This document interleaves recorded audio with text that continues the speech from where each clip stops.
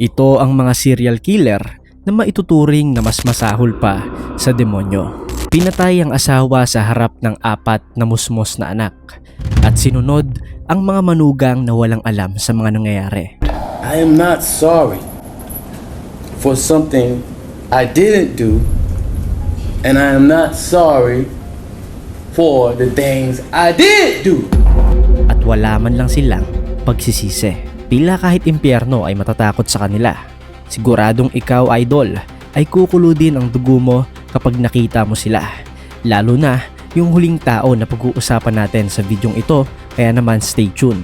Bago tayo magsimula ay kung hindi ka pa nakakapag-subscribe ay mag-subscribe ka na para updated ka sa mga uploads natin kagaya nito. Simulan na natin.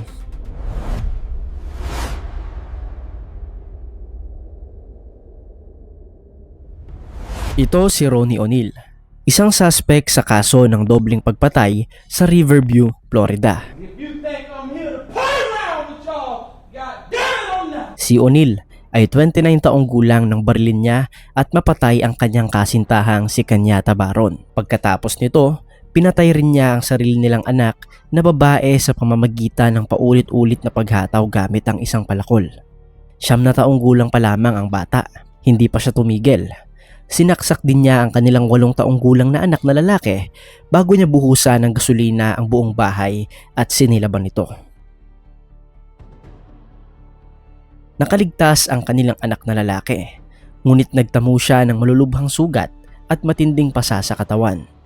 Ang unang tawag sa 911 tungkol sa insidente ay mula sa kanyang kasintahan. Maririnig siyang sumisigaw bago biglang naputol na lamang ang tawag. Pagkalipas ng 8 minuto, may isa pang tawag na natanggap ang 911 na nagmula kay O'Neal. 911, what is your emergency? Hey, I just been attacked by some white demons inside Kiki. Kiki, her name is Kiki, and she tried to kill me. What's the ad? Huh? Matapos siyang maaresto, idineklara si O'Neal na may sapat na kakayahang mag-isip upang katawanin ang kanyang sarili sa korte. Sa panahon ng paglilitis, siya mismo ang nag-cross-examine sa sarili niyang anak na lalaki na noon ay 11 taong gulang na. Habang nasa witness stand, isinalaysay ng bata ang lahat na nangyari noong gabing iyon. It's good to see you, man. Good to see you too. Did I hurt you that night of this incident? Yes, I did. And how did I hurt you? you stabbed me. Inakusahan din ni O'Neal ang prosecution na gumagawa ng peking ebidensya. Because he's playing a fraudulent damn recording of me beating Kenyatta Barron. I did kill Kenyatta Barron. Matapos na mapatunayang nagkasala si O'Neal, sinabi ng hukom sa kanyang paghatol na ito ang pinakamatinding kaso na nakita niya sa buong panahon ng kanyang paglilingkod. This is the worst case ever in my life, and I have seen some horrors. Sinabi rin niya na wala siyang pagsisisi sa ginawa niya. I am not sorry for something I didn't do, and I am not sorry for the things I did do. Sa huli, hinatulan si O'Neal ng 3 habang buhay na pagkakakulong. Dagdag pa ang 19 years na sentensya nang walang posibilidad na makapagparol. Samantala, ang kanyang anak na lalaki ay inampon ng detective na nag-alaga sa kanya noong gabi ng malagim na krimen. Ito naman si Randall Moore. Nahaharap siya sa 3 habang buhay na sentensya dahil sa mga krimeng ginawa niya laban sa dati niyang asawa, si Therese Ann Lynch.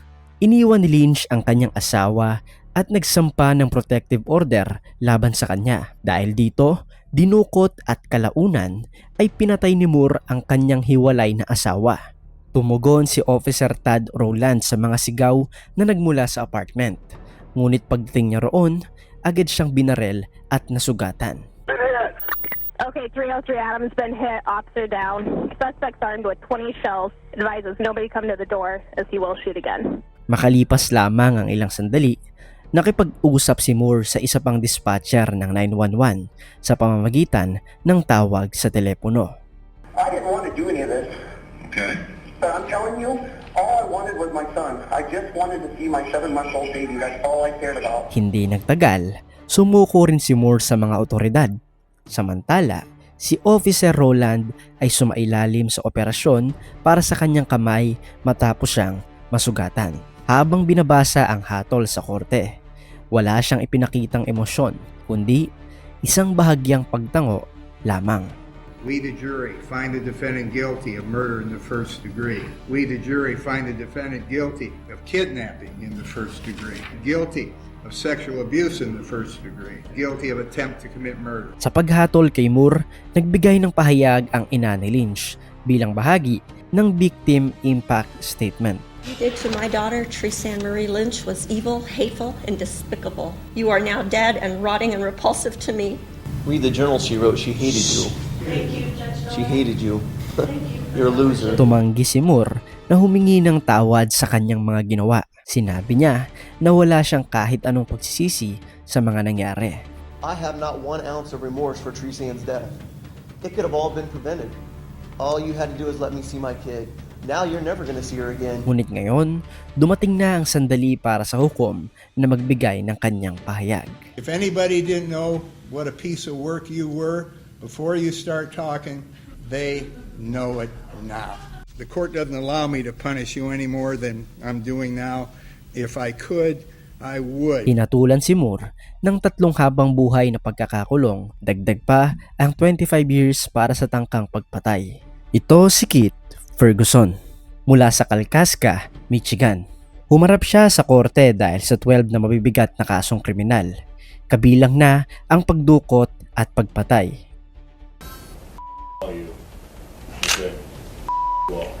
Si Ferguson na noon ay 40 years old ay nagkaroon ng matinding pagtatalo sa proseso ng paghihiwalay nila ng kanyang asawa na si Tiffany Ferguson.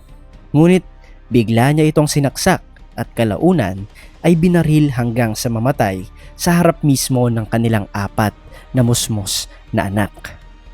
Pagkatapos nito, dinala niya ang mga bata sa bahay ng mga magulang ni Tiffany kung saan binaril at pinatay niya ang kanyang biyanan. Matapos tumakas sa lugar, pumasok si Ferguson sa isang kalapit na bahay, kinuha ang may-ari bilang bihag at nagkulong sa loob ng tahanan. Matapos ang 7 oras na stand-off sa mga otoridad, naaresto rin si Ferguson. Defendant has already murdered and murdered multiple people and fled and has taken hostages. Sa pagharap ni Ferguson sa korte, nagulat ang lahat sa kanyang ipinakitang ugali at kawalan ng pagsisisi sa nangyari. All right, Mr. Ferguson, can I get you to stand up there at the podium, please? All right, I need to have you raise your right hand for me. Okay, all right. Pull me back my Okay, stop. Sa kanyang paghatol, nagbigay ng Victim Impact Statement ang matalik na kaibigan ni Tiffany. Sinabi niya na matagal niya nang nararamdaman na sasaktan ni Keith ang kanyang asawa. I knew one day you would kill her. She would always reply, "He loves his kids too much. He won't kill me. He loved them so much, he murdered their mother and grandfather." Nang tanungin tungkol sa kanyang mga anak, sinabi ni Ferguson na hindi niya na kailanman nais na makita o makausap pa silang muli. Tumugon ang hukom sa pamamagitan ng pagsasabing, "You may not meet the clinical definition of insanity, but there's clearly something fundamentally wrong with you." Hinatulan si Ferguson ng habang buhay na pagkakakulong nang walang posibilidad na makalaya sa pamamagitan ng parol. Ito si Michael Swanson na 17 taong gulang pa lamang nang magsimula siya sa isang serye ng pagpatay sa 2 empleyado ng gas station sa Iowa sa loob lamang ng 1 oras. Where did you shoot? On the body? Yeah. In the face. In the face? Okay. Why the face? If I was just gonna shoot to injure her, why would I shoot her at all? Pumasok si Swanson sa isang gas station sa Elgano, Iowa habang nakasuot ng ski mask at may dalang barel. Hiningi niya ang pera at mga sigarilyo mula sa 47 years old na si Becky Brownman Hall. Pero kahit na sinunod ni Hall ang kanyang mga utos ng walang pag-aalinlangan, binaril pa rin siya ni Swanson at pinatay. Makalipas ang 1 oras, inulit ni Swanson ang parehong ginawa niya sa isa pang gas station sa Humboldt, Iowa. Sa pagkakataong ito, pinatay naman niya si Sheila Myers. Naaresto siya 60 miles ang layo mula sa lugar ng mga krimen matapos na matukoy ng mga otoridad ang kanyang sasakyan. Dahil parehong sinunod ng 2 biktima ang kanyang mga kahilingan ngunit pinatay pa rin sila, ipinakita nito na ang pagpatay mismo ang pangunahing layunin ni Swanson. Kinasuhan si Swanson ng 2 bilang ng first degree murder at 2 bilang ng burglary.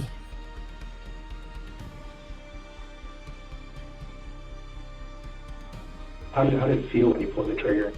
I mean, some people say that, it feels powerful or that it's kind of a rush, or what did you feel when you pulled the trigger? I felt powerful. Ang lahat ng mga tanong tungkol sa tunay niyang motibo ay siya rin mismo ang sumagot.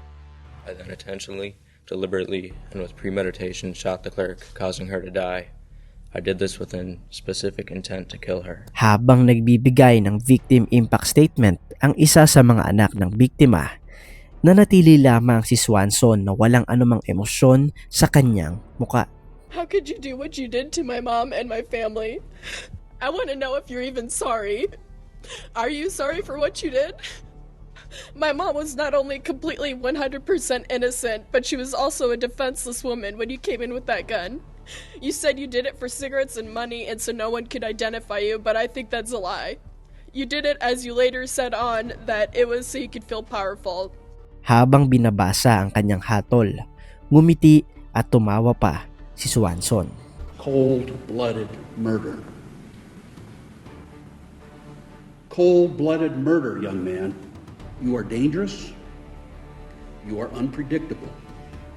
Prison for the rest of your life. Hinatulan si Swanson ng 2 habang buhay na pagkakakulong. Ngunit makalipas ang 4 na taon, habang nagsisilbi sa kanyang sintensya, muli siyang gumawa ng karahasan nang laslasin niya ang lalamunan ng isa pang preso. Sa huli, ang mga kasong ito ay nag-iwan ng isang malaking tanong. Ano ang nangyayari sa isip ng isang taong kayang gumawa ng ganitong krimen at manatiling walang pagsisisi? Ang pag-unawa sa kanilang pag-iisip ay maaaring magbigay ng mga sagot. Ngunit hindi kailanman mabubura ang sakit na naiwan nila sa kanilang mga biktima. Salamat sa panonood at magkita-kita tayo sa susunod na episode.